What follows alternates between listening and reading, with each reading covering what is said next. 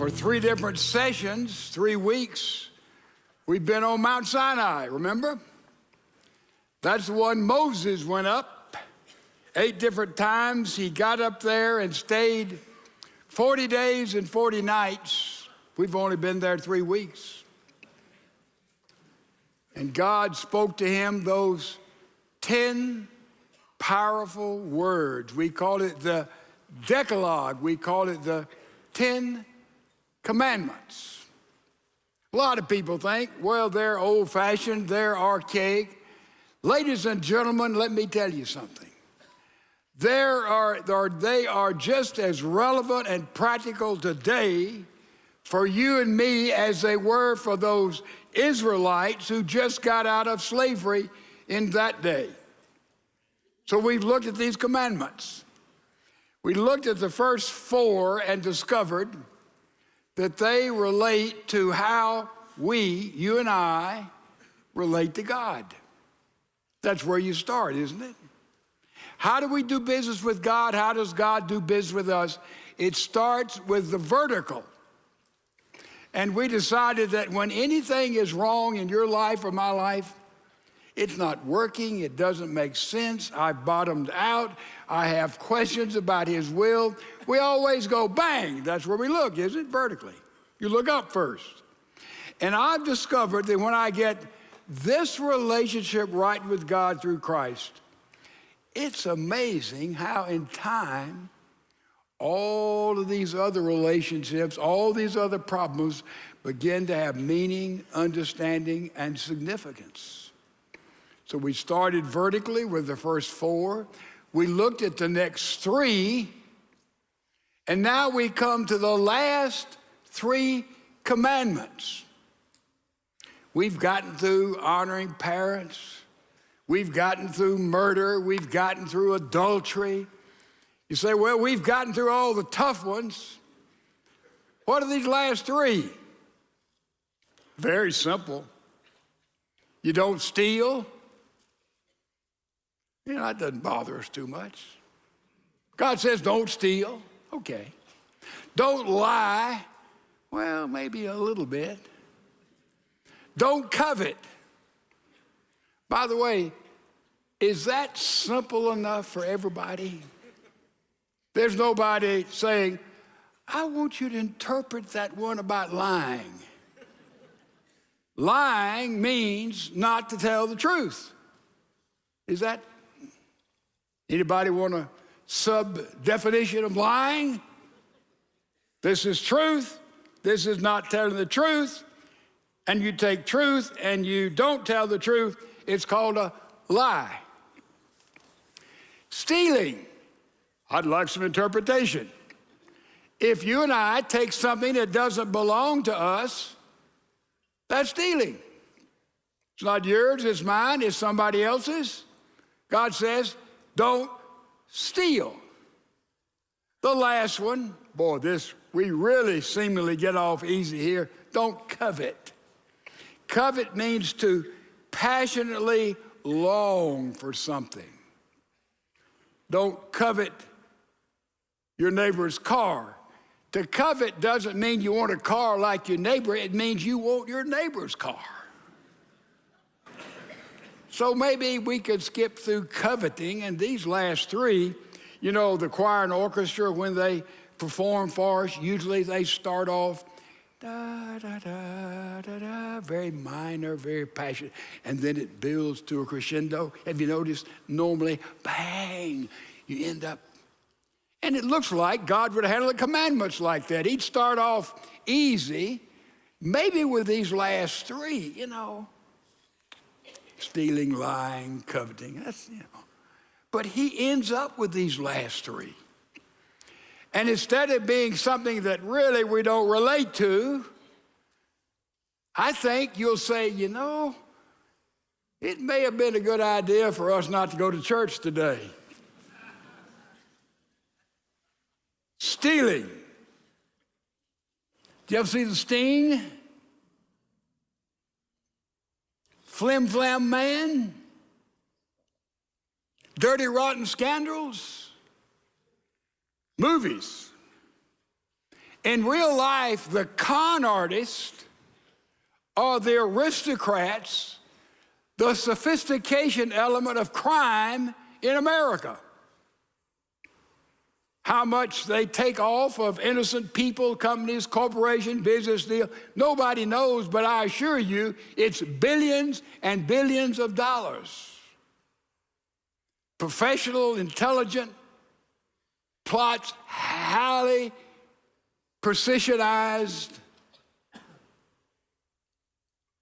It's called stealing. It's called stealing.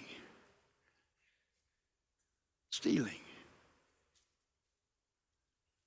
Little lady had a big farm. She was elderly, lived by herself, had help a couple of days a week with some of the cattle and little stuff she had left. She wasn't thinking as clearly as usual, as she had for so many years. And one night, a man was hitchhiking down the highway in front, and he saw the house, and he went in and broke in and stole different things while she was asleep, reminding about $600. He left, and they caught him. He was tried. He was sentenced to 7 years in prison for breaking and entering. Months went by. A real estate man from the city saw that farm, a lot of acreage, found out a little old lady lived there by herself, no family immediately in the area. He went to the town and got another local real estate man who knew that little old lady. Her family had been there forever. And the man said, I'd like to go buy that farm. And so the local real estate guy and the big city real estate guy who saw in the land the potential for development and a shopping center to make $1 skillion, and they go in there and they talk to the little lady about church and about, this real estate man in the city went to the same church the little old lady had gone and her family had gone. And the man from out of town, he went to a church or another denomination, but they related to her so beautifully around coffee until finally the out-of-town real estate guy wanted to buy her property, and he offered her about 50% under the market value by any standards of the property, 50% under the price. She had no idea. She called her brother who was in Montreal. He said, well, whatever you want to do, Dorothy. Called the daughter who was in California. She said, Mom, I don't know about all that. So she sold the property easily 50% under market value. The two real estate men said, boy, did we make a good deal. Ladies and gentlemen, I want to ask you a very sobering question.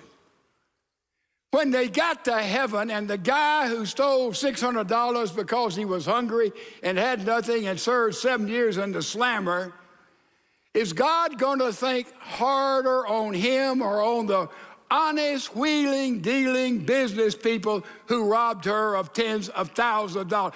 Who do you think was the biggest thief?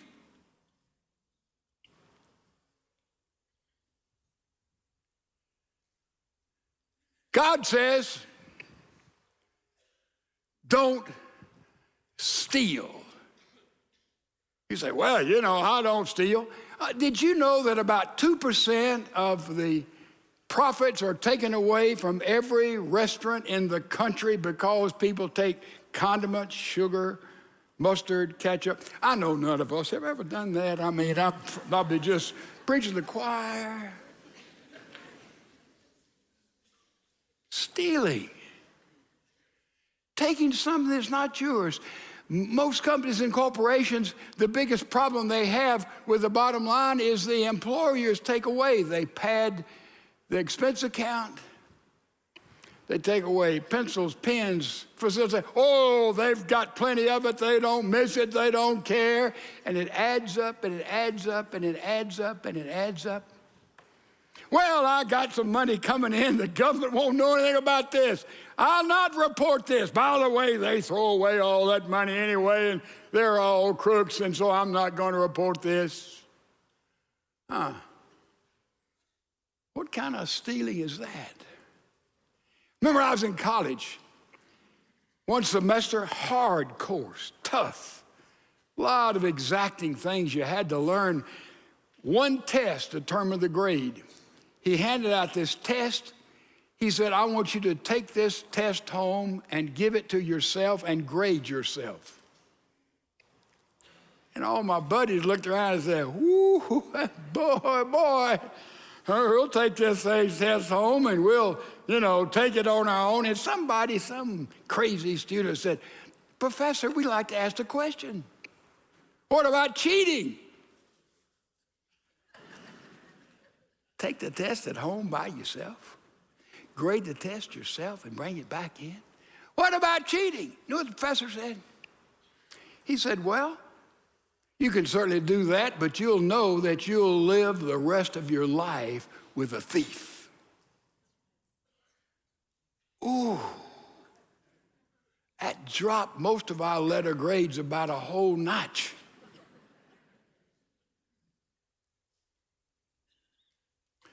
Don't steal. They have plenty, doesn't matter. I need it, doesn't matter. We get things three ways. We work for it, we earn it, we inherit it, it's given to us, or we steal. And some people have a built-in way of stealing. Professions steal. Doctors. You go to a doctor and they say, well, we better test you for ingrowing toenails. We'll have to scan that for $2,000. Your insurance will cover it, but we want to protect ourselves. Stealing. A plumber. Electrician. I had a friend that had to get some air conditioning work done. He had 3 different bidders come, and they were talking about $35,000, $36,000, but he knew somebody who knew a young man who worked for another air conditioning company and brought him in. He fixed the whole thing for about $800. But who's going to crawl in the attic? Who knows who was honest or not? They seemed to be honest. They smiled. They had on the uniform, the truck, a big company. Stealing. All the vocations.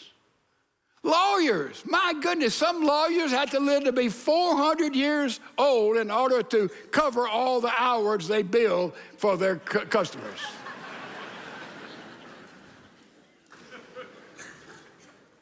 Stealing. God says, don't steal. You got that one? Then God says, don't lie.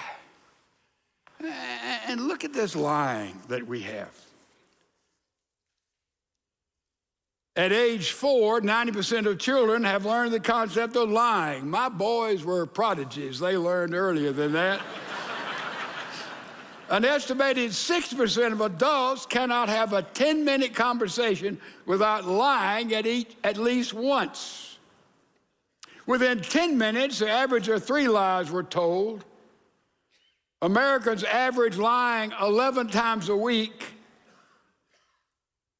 A little low for this crowd, I'd say. 12% of adults admit to lying regularly. 20% of women admit to telling harmless half-truths occasionally. 31% of people admit to lying on their resume. You remember in 2001, George O'Leary was made head football coach at Notre Dame? The goal of his life as a coach? In his resume, he had written down, years before, by the way, that he'd played football. The University of Massachusetts was a 3-year letterman. So somebody checked back to see about his career at this university and discovered he never played a down for the university, never played football. They fired him. He was head football coach at Notre Dame for 1 day because he lied on his resume. 6 lies are told by men daily to their partner, boss, or colleagues. 3 lies are told daily by women to their husbands, boss, or colleagues. 6% were outright deception. 70% of liars claim they would tell their lies again if we lie when we let a half-truth go by. Well, it looks like we've got a problem with lying. A big problem with lying. And boy, how we love gossip. Let me tell you something about gossip, folks. It is tasty. Gossip is so sweet, but it's still poison.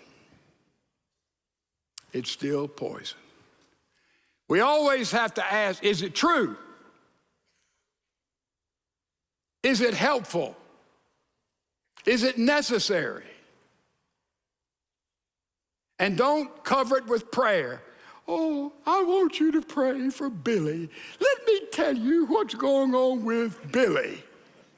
More godliness is done through false piosity than you'll ever imagine in the church.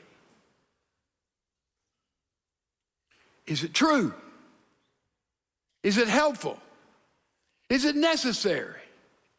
A member of our church a few months back was eating at Luby's.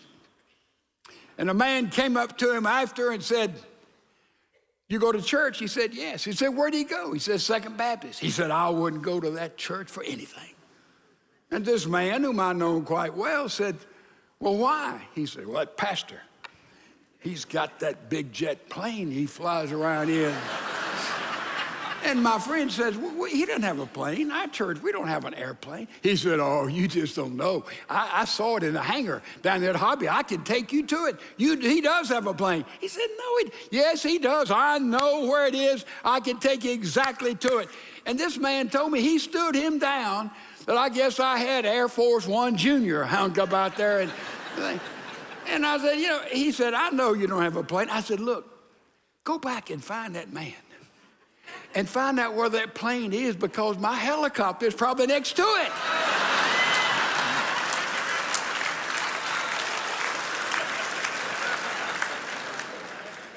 For somebody who didn't half listen, we don't have any of that. But the bottom line is, when it's slanderous, we get half-truths. Remember the Battle of Waterloo in your history? Napoleon is battling Wellington about 1810, I think, and nobody knew who'd win. The whole future of Europe was at stake. And England was anxiously waiting to see if Wellington would defeat Napoleon, and the battle was taking place, and they had no communication. Only communication they had was those pinafores that they would use. And so, sure enough, the battle was over, and somebody stood on the bank there in France and gave the signals all the way to England, and he said, "Wellington defeated," and the fog set in. News went all over England. "We've lost. General Wellington has lost. We've lost. General Wellington has lost." Went all over England. Then the fog lifted, and the man sending signals, he says, "Wellington defeated the enemy." Totally different story. God says, tell the whole truth. To tell a half-truth or to be silent sometimes is lying. "Well, I don't want to get involved." Tell the truth. It's freeing. It's liberating. It's life-giving. God says, be honest. Tell the truth. I got a friend who says, "I never lie." I said, "That's a great asset." He said, "Unless I'm under real pressure."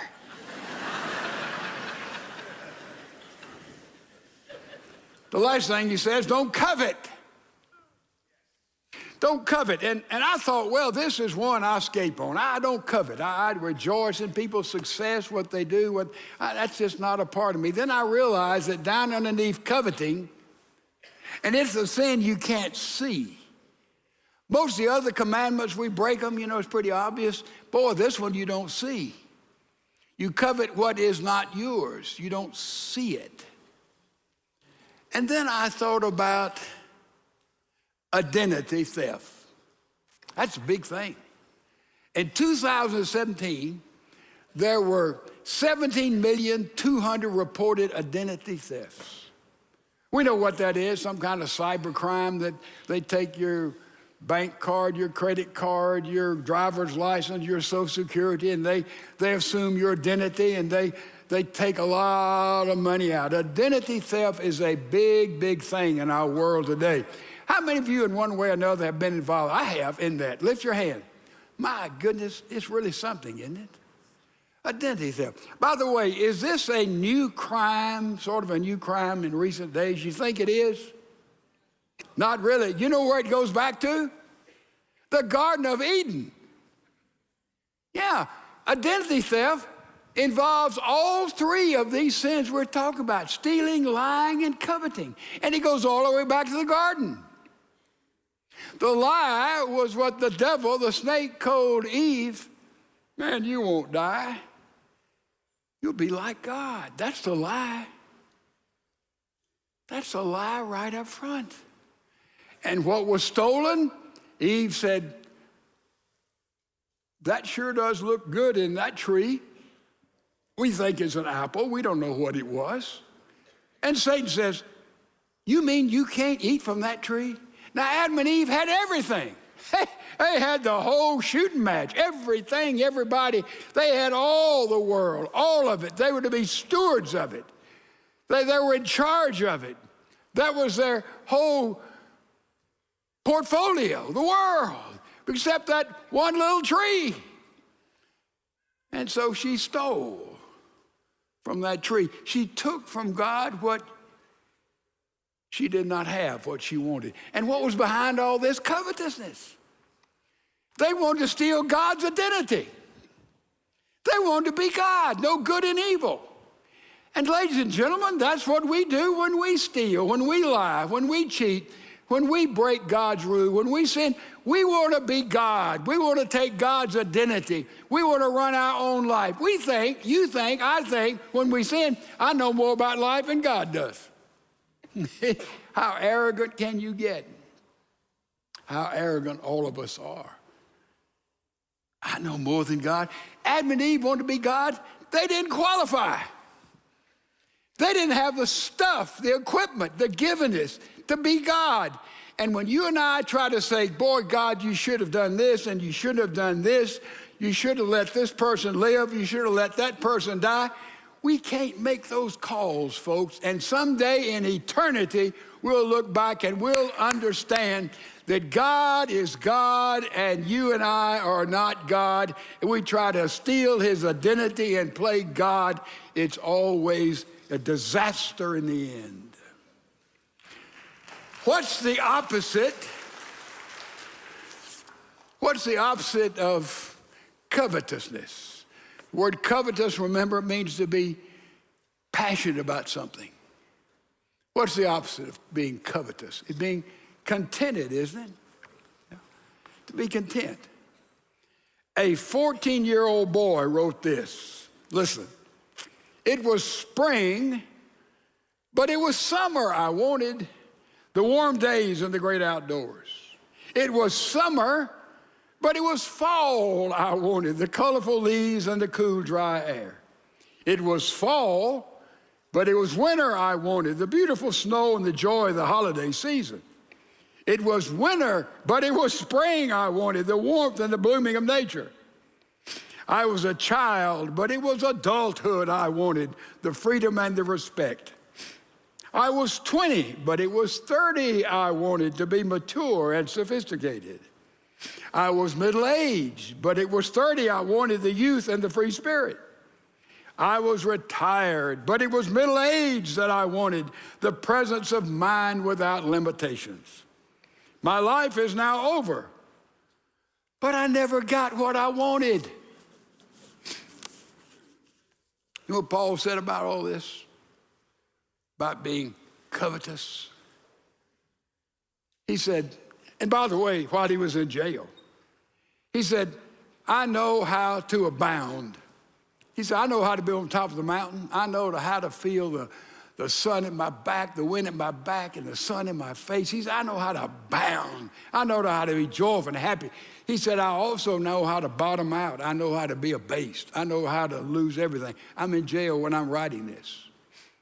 But Paul said, because of Jesus Christ, when I'm on top, when the bottom, I know how to be contented.